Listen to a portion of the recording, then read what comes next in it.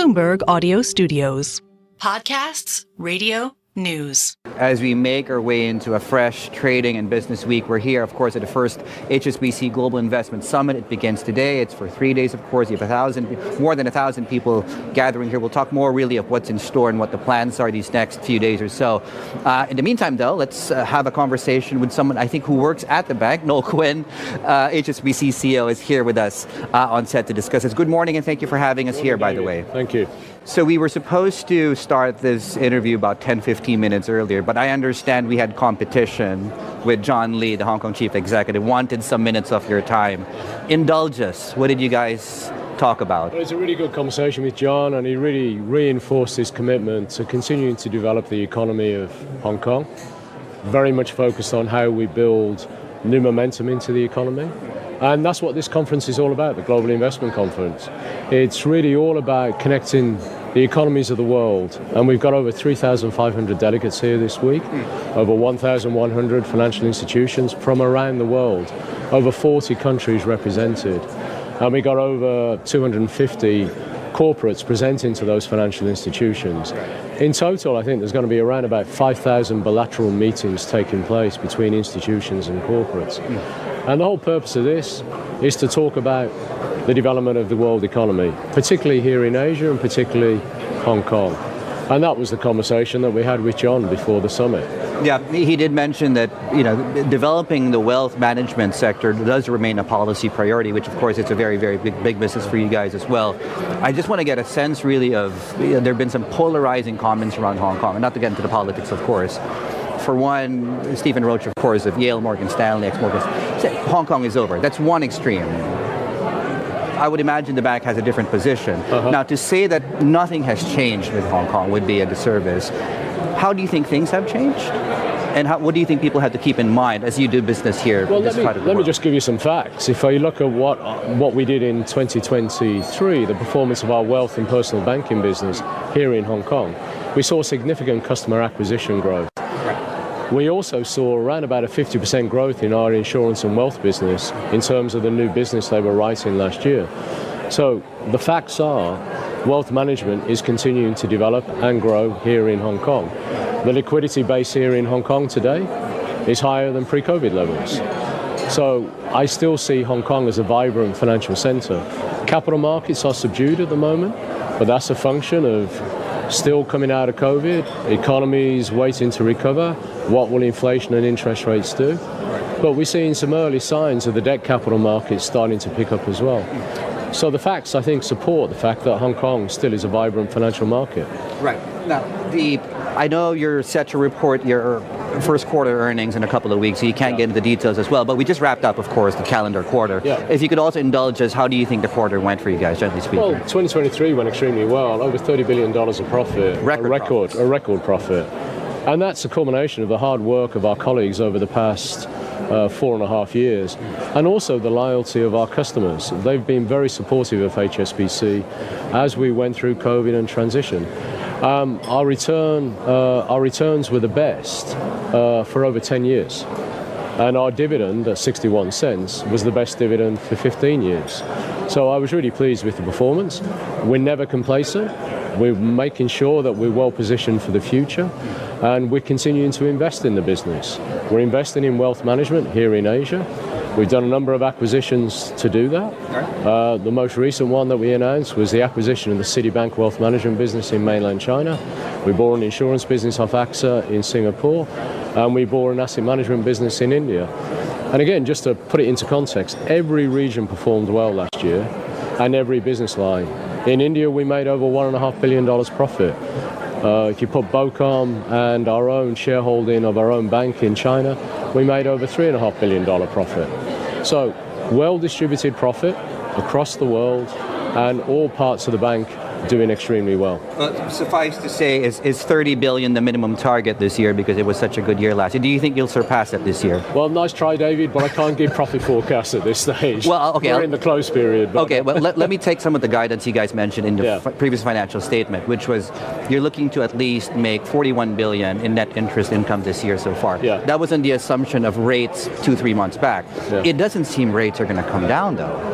substantially this year. And I'm wondering whether 41 is a conservative figure from you guys. We will update our view as we go through each quarter, but we hold that guidance of at least 41 billion.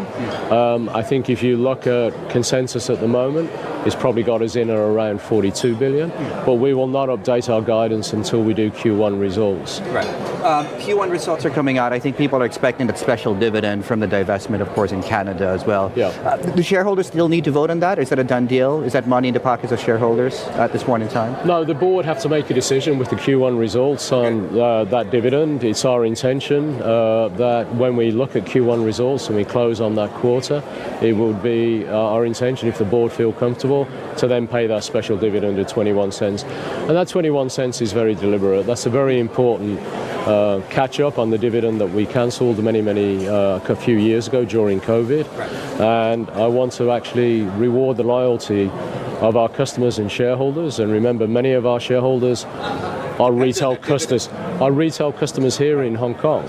And therefore we want to pay that special dividend. I remember that meeting a few years back. Yeah. Speaking of divestments, we've done some reporting on your plans around your assets in Germany. I was wondering if you could comment on what your plans are for those assets. We remain absolutely committed to being an international wholesale bank across all of Europe, including in Germany. So there's no change to that. So those are not for sale? Those are not for sale. We have some business lines in Germany that are non-essential to international wholesale banking. And we're considering options for those, and that's what the rumor and the speculation was. Right. But that is not about our international wholesale banking proposition or corporate banking proposition in Germany. Thank you for clarifying. Assets in Russia, I know the bank has also been looking at that. If you could give us an update on whether those are actually up for sale and when you want those. Well, we have a price tag for them. We have regulatory approval to sell that business. We're going through the final stages of trying to close that transaction, but it is our intention to sell the business. We have regulatory approval on it, and we're in the process of trying to close that transaction. Okay. Since we're here, I want to ask you about China. And you mentioned China already. I know you've done, the most recent transaction was the city's wealth management business. That's been fully folded into the business at this point in time?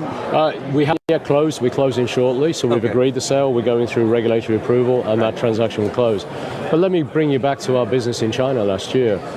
HSBC China made over $1 billion of profit, and it grew its profit by 9% last year. So last year, some commentators would say, was a challenging year for China, but we still managed to grow our business. And we're one of the jobs that we always do and have done for nearly 160 years is connecting the world. Our role as a bank, as an international and global bank, is to connect the economies of the world. Those economies are changing. The patterns of trade are changing. The patterns of investment are changing. But we firmly believe that it is not deglobalization, it is reglobalization, and the patterns of trade are changing, and we'll help our clients and we'll help the economies of the world connect in the new form. Right, and people talk about de-risking, for example, between the two global economic superpowers. You see the data because you're a global trade bank. You see these flows and you bank these transactions. Are you seeing any signs of decoupling actually between the two countries? No, but trade patterns are changing. I think one of the lessons of COVID was supply chain concentration caused resilience issues. It's not just geopolitics that are changing trade patterns. It's also domestic economies are changing. The trade route between the Middle East and Asia is much more vibrant today than it would have been 10 years ago. Saudi Arabia presents huge opportunities for Asia corporates to trade with Saudi Arabia. So too the UAE. Very dynamic economy, growing strongly. More and more dialogue is happening between the Middle East and Asia than would have been happening 10 years ago. That's the nature of trade. It changes. And we're here to connect the new trading patterns going forward. It's certainly become a very dominant part of the conversation, these links between the Middle East. Final question for you, Noel. I know you're busy today.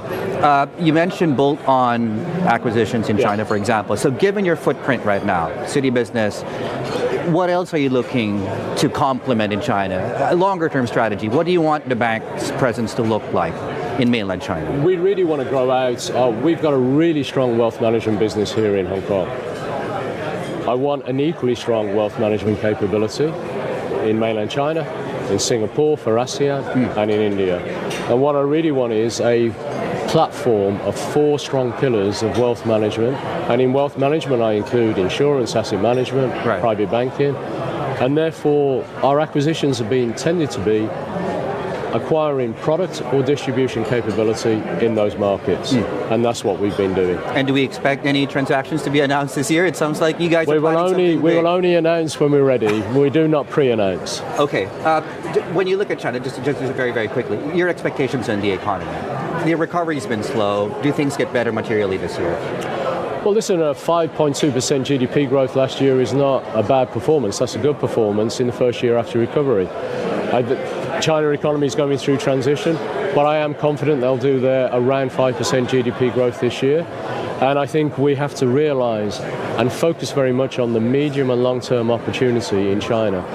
The urbanization that's taken place over the past 2 to 3 decades in China is a strong growth driver of GDP going forward for the next 10 to 20 years. And that's why we're still investing in China, because we see that long-term potential.